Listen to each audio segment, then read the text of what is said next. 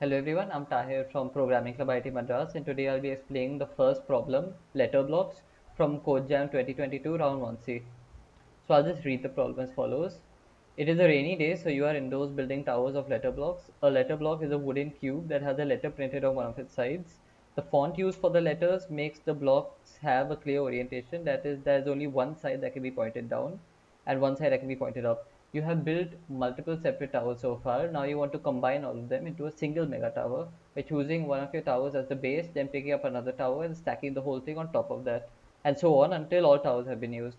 As an additional constraint for the mega tower, for any two blocks that have the same letter, all blocks between them must also have that letter. That is, each letter of the alphabet that appears in the mega tower needs to appear in one contiguous group. So here they have given three mega towers as examples, and here we can see that the first one and the second one are valid mega towers, but the third one isn't because in the sequence of C's there's like a B in between. The C's aren't together. So basically we have to uh, kind of stack these towers one on top of the other so that every distinct letter appears in a block of its own, and that letter doesn't appear elsewhere with some gap of different letters in between. So, given the towers that you have built so far, can you stack them all up into a valid mega tower? So basically, in this question, as input, we are given a bunch of strings, and we have to kind of append these strings with each other in some order so that we can build like a longer string in which every character kind of appears in a block of its own, and that same character doesn't appear elsewhere with like some gap of different characters in between. So here, like for example, let's take the example given in the sample input.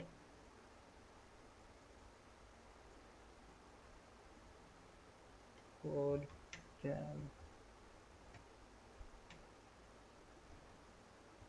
Okay. So here, what they have done is they have first, in the example they give, in the final string, they have first considered this, then they've considered this part, then they've considered this part, then this, and then this. So if we build the corresponding string, what we get is Z Z Z Z Z JAM MIC CODE EEL. So here in this example, we can obviously see that all the Z's appear together. The J, there's only one J which appears alone. Similarly, only one A. All the M's appear together. Similarly, one I, two C's, an O, a D, and like all the E's appear together. So all the similar characters basically appear together in one kind of block. So now, given a sequence of strings, how can we tell that we can append them with each other in this kind of order to build such a string that has all these distinct blocks of characters? Okay, so like for the sake of observation, let us remove this and remove these.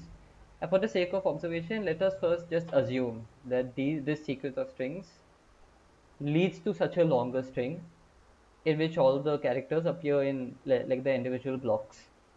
So like in the sequence of strings, let us consider any character, say A. So you have an A over here.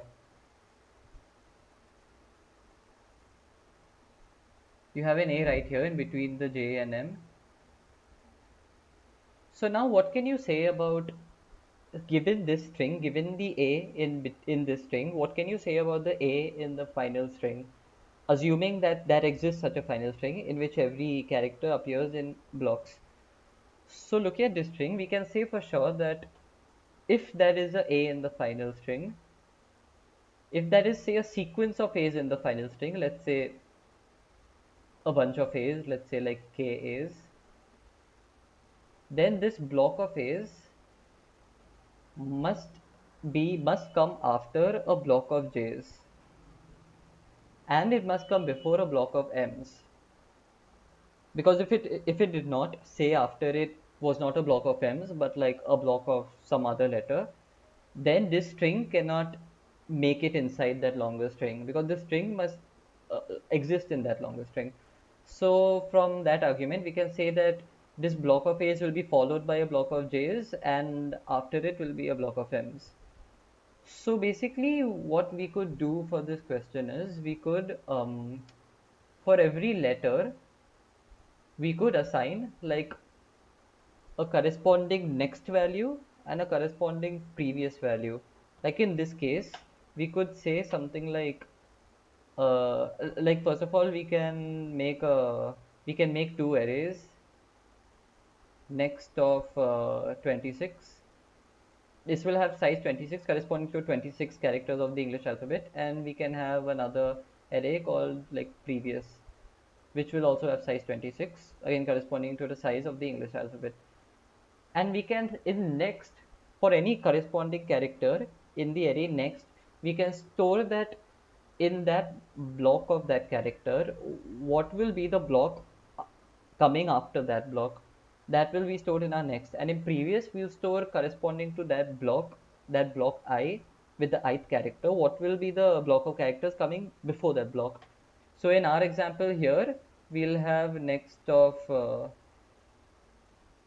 A is equal to M. Sorry, I'll just make this capital. And we'll have previous of A is equal to J. So that's basically one idea. We can introduce these next and previous arrays. So assuming that there exists a final string in which the property is satisfied, we'll have like a set of previous and next pointers. So now let's like for the sake of this example, let's construct the next and previous for each and every character that appears in the string. We can say next of C is equal to O. What else can we say? Uh, Sorry. Next of Also, if next of C is equal to O, then it immediately follows that previous of O must be equal to C. Similarly, next of O is equal to D, which means previous of D must be equal to O. And we can kind of keep going like this. So then, basically,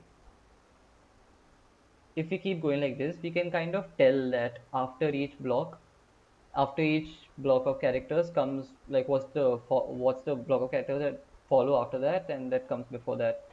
So as for the coding part, I have first done that. I have and also one more thing, for each character we can keep a count of how many times that character appears in all of the strings combined. Like over here, Z appears like 5 times and E appears 3 times. So from that, we can basically kind of build the string that if A has a J before it in the final string and A has an M after it, and the total count of A is 1, the total count of J in this example is 1, and the total count of M is 2, then that kind of substring in the final string should be of the form like 1J followed by 1A followed by 2Ms.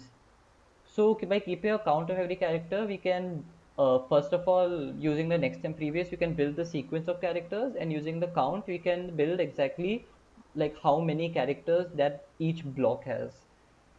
So but here we have one more thing to consider. Like let's take the example, say ABB, BCCD, and EF. So here in this example, again we'll have next of A is equal to B, previous of B is equal to A, next of B is equal to C, next of C is equal to D. But then, so it naturally follows that these two must be like next to each other. After ABB will be followed by BCCD. But then this EF is kind of, in a sense, independent from this. As in EF could appear, as in there are two valid final strings, ABB, BCCD, EF, or even EF, ABB, BCCD. Both of these work. So we also have to kind of partition these set of strings into like multiple independent set of strings, and we can kind of arrange them in any possible ordering. So as for the coding part, I have started with um, like I've scanned the string, and I've also kept a total variable which stores the total number of characters in all the strings combined. I'll tell you later why we need that.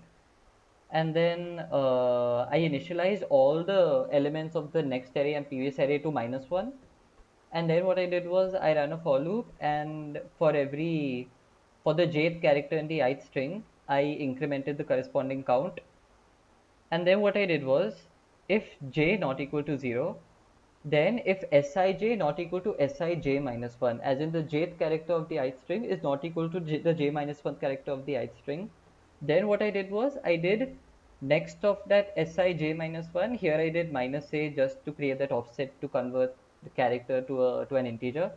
So I did next of Sij minus 1. If next of Sij minus 1 is not equal to -1,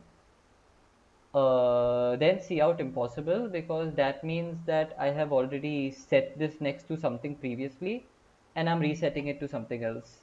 Basically what this means is, say I have the example ABB followed by say uh, BCD followed by say GC. In this example, basically we have a kind of conflict where B appears before C. So we have previous of C must be B. But similarly in the other string, G appears before C, which means previous of C could also be G. So in these cases where we have a conflict, it's impossible to create such a final string, because we don't know if the block corresponding to C has a block corresponding to B before it or a block corresponding to G before it. So if the next Sij minus 1, which I had initialized to -1, happens to like not be -1, that means I might have set it to something else previously and I'm resetting it, in which case there's a conflict. So I just print impossible and I return. Similarly, same thing for previous. And if both of them are not, if both of them are -1, then what I do is next of Sij minus 1 is equal to Sij, and previous of Sij is equal to Sij minus 1. What it does is it sets the next of the character to the character that comes after it, and the previous of the character that comes after it to that corresponding character. And later on, if the same character ever appears again and I get a conflict, I'll just print impossible. So that's that. So then once I run this for loop, I initialize all the next values and previous values. And the fact that I have not returned would mean there is a consistent set of next and previous. Now what I do is I made a set which I call st, and inside that set I will insert all the characters. Here it's an integer, but just imagine that as an offset from the letter capital A. So here I would insert all the characters such that their total count is not 0, which means they appear in one of the strings, and at the same time previous of I is equal to -1. Previous I is equal to -1 basically means that that character does not have anything preceding it in any of the strings, which means it could be a valid first character of the string. Like in this given case, we have say the character Z. The character Z will not have any corresponding previous value. In this case, previous of Z will just be equal to -1. If it wasn't -1, then that means there should be some block before Z, and hence Z would be somewhere in the middle of the final string. But if previous of Z is -1, that means that Z is a valid place to kind of start building my string. So in that case, what I've done is, okay, so my set st stores all the characters, which is a valid place I could start my string from. It's not somewhere in the middle of the string. And if my set is empty, then again I print impossible. Why do I do this? Because if my set is empty, that means there is some kind of cyclicity here. Cyclicity, as in, if I just take an example, consider the strings a, b, c, and like CBD, DA.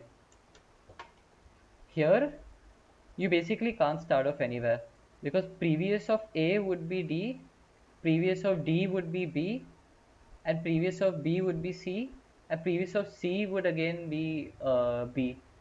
So, let me just take another example. That wasn't a very good example. So, like consider the case ABBC, CD, DA. So in this case, the character A would have a previous value of D, D would have a previous value of C, C would have a previous value of B, and B would again have a previous value of A. So it kind of ends up in a cycle. I can never start from any character because that character's corresponding block will always have another character whose block would appear before that. So if there's any cyclicity, in that case, I just in that case, I just print impossible. Okay, so now say there is no cyclicity. Then what I can do is I just initialize an empty string answer in which I will store my final answer, and I run a while loop while the set is not empty, as in there are still characters that are left untouched. I put int I is equal to star st dot begin. So I is some character which is a valid place to kind of start off, and then I run a while loop, and inside the while loop for int j is equal to 0, j less than count of I, j plus plus answer dot pushback I plus a. So what this does is it'll in the string it'll push count I number of the ith character, and once I'm done with that, what I'll do is, since I'm done with I will erase I from the set. I'll set count I is equal to 0, and I'll do I is equal to next I, as in the current block I was looking at. Now look at the next of that character and start kind of pushing the new block into the string answer. So I do I is equal to next of I, and if I is equal to minus 1, that would mean that the next is minus 1, which would kind of represent that's a valid place to stop the string, where in this case like for example in this example, next of A would be B, next of B would be C, next of C would be D, but next of D would be minus 1 because nothing comes after D. So in that case, I will stop there. I'll break out and I'll continue iterating through the set for like other independent set of blocks, which in this case, this is one independent set of block and EF is another independent block. So then, but if I happens to not be minus 1, which means there is a next corresponding to that ith character, which means there's a block that comes after that, I'll just kind of reset these next and previous. Next of previous of I is equal to minus 1 and previous of I is equal to minus 1. Kind of like in a linked list, how if you delete something, you'd set the previous of the next of that to minus 1 and you'd set the next of that to minus 1 as well. So then I run this while loop. So what this while loop would do is it'll print, say, the block of characters I, then it'll look at what comes next after I, it'll print that block, it'll look at what comes next after that, it'll print that block, and so on until you kind of reach a point where I is equal to minus 1, and once I is equal to minus 1, that's one whole independent set of blocks. And we look if there are more possible starting points in the set, which in this case would be like EF. Like once we're done with printing ABB, BCCD, we'll start with printing EF. So in this case, that's basically what this does. While the set is not empty, just keep doing this, which means keep printing them. So this approach will work in most cases, but there is just one corner case to take care of. It's even given in the sample inputs itself. That's this case.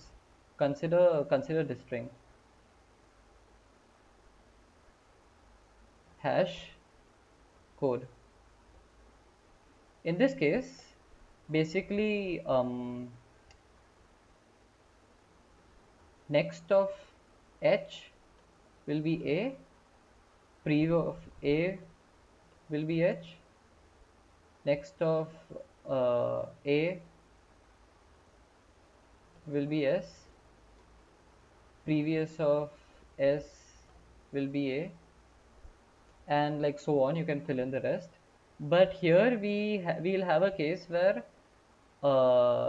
next of h would be a, but at the same time previous of h would be s, So basically, once we iterate through this kind of block in the set and we print CODE, after that we try to look for new independent blocks which have a valid starting point, which had like a previous is equal to -1, which is a valid place to start. But we won't be able to find one, even though we there is one more kind of independent set.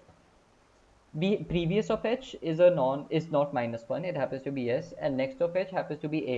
So basically this part will never actually get printed. All that will be printed is code. As soon as code is printed, the set will become empty and we'll exit out of the while loop, which is not actually what we want to do. So this is kind of a corner case when like the one string starts and ends with the same thing, and it has a previous value, it has a next value, but those values aren't really valid. So in that case, what we do is we check if the total number of characters in all the strings combined, which was stored in my variable tot, which I kind of incremented here, total plus minus plus equals si dot size.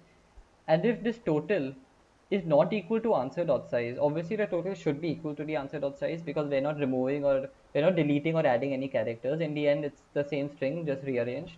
So if total happens to not be equal to answer dot size, then that must mean we must have kind of come across this kind of corner case. And in that case, we'll again just print impossible and return. And if all of these conditions are satisfied, as in total is equal to answer dot size, and then in that case we have a valid answer and we'll just print that answer. So yeah, that's basically the whole solution for the problem A of CodeJam 2022 round 1C. So now Aditya C will explain the solution to the second problem, problem Squary. Thank you. Hello guys, I am Aditya C with username ADCAB2, and now let's look at the solutions to Google CodeJam Round 1C 2022 second problem, which is Squary. So the problem that we have says addition and squaring don't commute. That is, the square of sum of all elements need not be equal to the sum of squares of those elements. But it is true for some numbers, and let's call those lists to be square. Given a list of small integers, we want to know whether it's possible to add at least one and at most k elements such that the final list is squarey, and the added elements have some constraints being they have to be between -10^18 to 10^8. So now let's look at the definition of squarey. So let's say a list x1, x2, dot till xn is given to us. This list is called squarey if sum of these elements, the whole square, is equal to sum of squares of these elements. Right? Now, what we are given in the question is we are given a list of numbers, and we have to maybe add one number, two numbers, or three numbers to the list, such that the list becomes squarey. Right? So let's look at the two different types of test cases we have. So the first one is with k equal to 1, and the second one is with k going from 2 to 1000. So let's look at the first test set first. So k is equal to 1. So we are allowed to add at least one and at most one number, which is basically one number.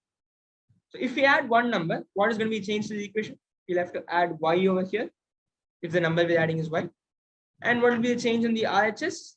It will be adding y square, because you have to add a square of the number, right? So now let's do one thing. Let's call sigma xi to be alpha. Anyway, xi is given to us, so we can compute the sum of the elements. So let's call it alpha for now. And the sum of squares, this is again computable because we'll be given the list x1 to xn to us. So let's call this to be beta, right? What we have right now with us is y plus alpha the whole square equal to beta plus y square. So expanding and solving, we'll get 2y alpha is equal to beta minus alpha square, which means we get y equal to beta minus alpha square by 2 alpha. Beta is the sum of squares and alpha is the sum. And note that if we have a single value, we have got that this is a single solution to make the list squarey, and that solution could be a decimal as well. but in the question, we're allowed only integer solutions. So what we have to do is, we have to check if this number on the RHS is an integer or not. If it is an integer, well and good, that's the solution to the problem. If it is not an integer, then we have no other solution to the problem, because we assumed a random number y and we arrived at a single solution to y. Now, there's a small tricky case over here. That case being if alpha is 0. That case is when alpha is 0. So if alpha is 0, let's look at the original equation that we had. So y plus alpha the whole square equal to beta plus y square. Putting alpha 0 here, we'll get y square equal to beta plus y square, because y plus alpha the whole square becomes y plus 0 beta plus y square. That means to have a solution, we must have beta to be equal to 0, and y can be anything. So y can be any number in range. So now that is the solution that. So if alpha is 0, we have to check if beta is 0. And if beta is 0, we can just output any number that we want. Else, we'll have to check if this number is an integer or not. And this is a solution to test set 1. Now, test set 2. K can go from 2 to 1000. So first, let's experiment a bit with the question. Let's see what happens if we set K to be 2 and what all cases we can solve in that case. So we're going to set K to 2. That means we are given a list x1, x2, so on till xn. And now we're going to add 2 numbers to it. So we're going to add y and z to the list. And we want to see what is going to happen, right? So now the LHS becomes, what is LHS in our case? It was sigma xi the whole square. So that will become sigma xi plus y plus z the whole square. And the RHS will become sigma xi square plus y square plus z. Sigma is just a fancy way of saying sum, so don't get perplexed with it. So the sum of the elements is alpha. So we have alpha plus y plus z the whole square. And this side we have beta plus y square plus z square. So if we expand this out neatly, we're going to have alpha square plus 2 alpha y plus 2 alpha z plus 2 yz. Y square and z square will get cancelled on this side. We'll just be left with beta on the RHS. So now we have 2 all over here. Let's get a 2 over here by adding alpha square on both sides. And let's get the 2 off by dividing by 2 this side. So now this side we have x square plus ax plus bx plus ab of that form. So this can be factorized again to alpha plus y times alpha plus z. Right? And the RHS is beta plus alpha square beta. Let's look at the RHS now. Is it always an integer or could it be a decimal in some cases? So let's remind ourselves what alpha and beta are. So if we saw, alpha is the sum of the elements and beta is the sum of the squares of the elements. Right? Alpha is the sum of the elements and beta is the sum of the squares. So let's say alpha was odd. So if alpha is odd, we have an odd number of odd numbers in our list of x's. That means if we make a list of xi squares, in that list also we'll have an odd number of odd numbers, because only odd numbers when squared become odd, even numbers in squared will still remain even. So the list of beta will also have odd number of odd numbers, because beta is going to be sum of xi squares. And because number of odd xi squares is odd, beta is also going to be odd. Sum of odd number of odd numbers is odd, right? A bit confusing, but you get the idea. Similarly, if alpha is even, beta will also be even in this case. So alpha and beta will always be of same parity. And because of that, their sum will always be even. And hence, this is always an integer. It always belong to the set of integers. So because of that, now, what we can write is this. Let's write alpha plus y to be capital Y, alpha plus z to be capital Z. And let's call this value n. Right? So small y and small z are left up to us. So in a way, capital Y and capital Z are also left up to us. And the RHS is a fixed number because alpha and beta are fixed by the input that we have. So now we have 2 unknown numbers equal to a known number, and we want solution to the unknown numbers. One trivial solution would be capital Y equal to 1 and capital Z equal to n. So what does this mean for small y? This means small y will be equal to 1 minus alpha, and small z will be equal to beta plus alpha square by 2. We know this is an integer minus alpha. So z, this is also an integer, this is also an integer, and you can check that it will lie within the ranges specified in the question. So now, just by adding two numbers to the list, we have gotten a solution that works irrespective of what the list is. All the solution depends on is the sum of the numbers in the list and the sum of squares of the numbers in the list. And just with k equal to 2, we can solve for any list that is given to us. We don't even need to care about other cases like k equal to 3, 4, 5 and all. We can just apply the solution that we get for k equal to 2 to them. So let's have a look at the code for this problem. So we have the solve function where we're taking two inputs, n and k, where n is the number of numbers in the list and k is the number of elements we're allowed to add, the max cap on it. And we initialize two numbers, sum and sum of squares, to be 0, and we use an variable x for input. We take input and we find the sum and the sum of squares. If k equal to 1, we saw that there's only one solution, and that was beta minus alpha square by 2 alpha. So this is beta minus alpha square by 2 alpha, if it exists, right? So first we check the boundary case, where if the denominator is 0. So we saw that if alpha was 0, beta also had to be 0. And if beta is 0, we can just output anything for the number that we're going to, for the extra number k. So I'm just outputting 1 over here. And if beta is not 0, we have no solution. So I'm outputting impossible. Else, if sum is not 0, then I have to check if this number is an integer. If it is an integer, well, cool, I'll output the number. Else, there is no solution. Now, if k is more than 1, basically k from 2 to 1000. So we saw that there were solutions. The one possible solution was, taking beta plus alpha square by 2 minus sum and 1 minus sum. I'm just calculating it and outputting. And the code to it is really simple. The mathematical part is what's interesting in this problem. So hope you enjoyed the problem and the solution. Do like, share, and subscribe. Thank you.